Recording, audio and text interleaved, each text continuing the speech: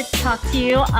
Huge fan of your work. Fast and Furious is known for their stunts, how they up their game each film. With this, the characters even notice that their situations are really outrageous. Like, how do you prep these films after the history of the series up in the game each time, especially with the final two chapters coming along? Well, I think for me being away, I thought I was done for good, and so what really excited me was this idea of further exploring the theme of family, but actually now through blood, because by doing that, I knew that we're gonna have an opportunity to be able to kind of really go back and really like present the origin of this whole mythology, and we can now solidify it, and so that was what excited me coming back. But then the other thing that was exciting too is that it's the 15 years for me now in this franchise, and I know for the franchise itself it's 20 years.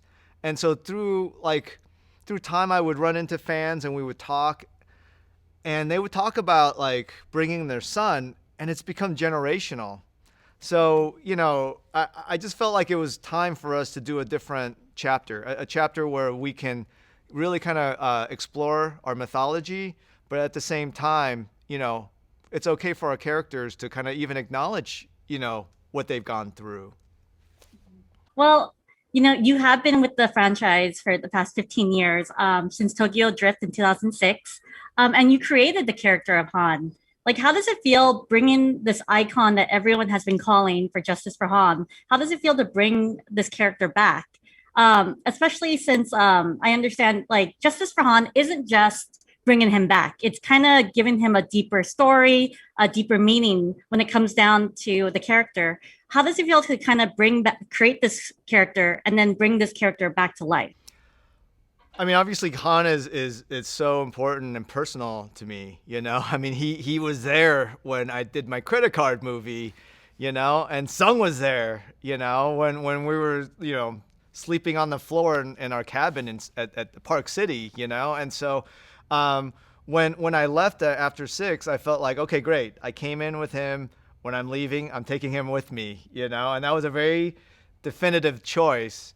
But I being away, and when I found out about Justice for Han, I didn't know what it was, and when I found out, I was just as baffled and if anything, like upset. To me personally, it was the treatment of this beloved character that I felt like it needs to be. We need to find justice, and justice for me is the treatment of Han. And so, coming back, I felt like I give the fans 100%, because honestly, if there was no justice for Han, if none of that happened, I wasn't going to say, well, let's bring him back because I'm coming back. But the fact that, we have fans, we have a community that was so vocal and passionate and right, that I felt like it was, now I feel very fortunate. I feel like if none of that happened, I wouldn't have this opportunity to be able to bring him back, and now he gets to have literally second life in how we treat him and how we are able to portray him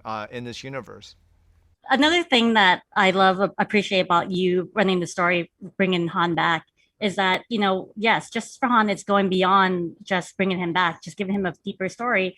And like, I feel like, especially when it comes down to his relationship with Deckard Shaw, that Shaw should be held accountable. Is this something that you want to explore, or you plan to explore in the next series? I know that you're announced.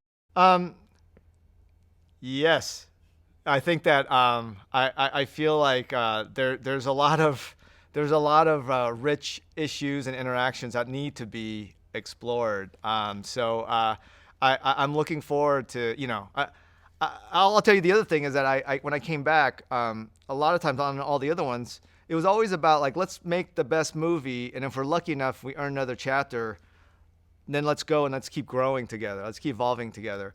But this is the first one where, Vin, very adamant, when I came back, he said, you're not leaving. We got to think of this not as one film, but this is about, recalibrating, bringing in new characters, bringing back other characters, but let's set this up for our final chapter.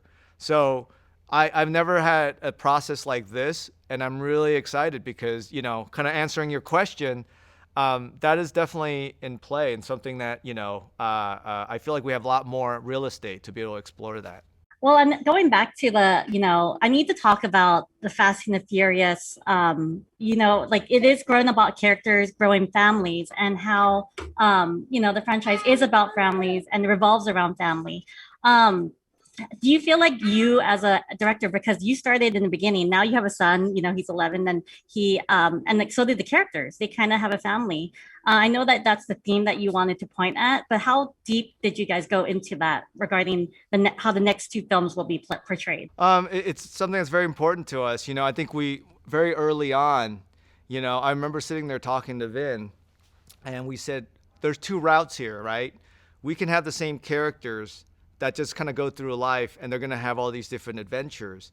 Or we can have these same characters who are going through life, who are having all these adventures, but they're also evolving and growing.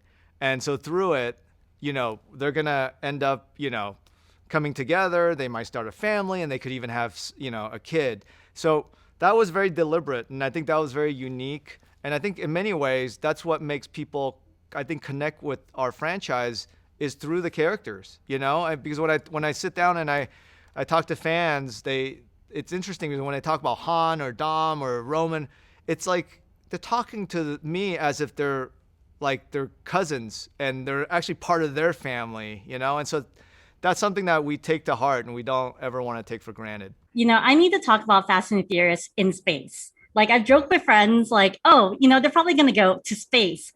Like, what are they going to do next? Space? How did this conversation and the discussion going on revolving space? It's shown in the trailer, so it's not a spoiler. But and I'd like to add a suggestion for the next one: Fast and the Furious time traveling.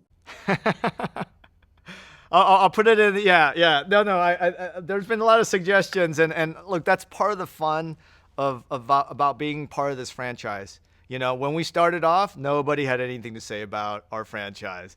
Now everybody's, there's dinosaurs. Everyone's suggesting everything about this franchise, right? And I think in the spirit of Fast and Furious, I love it.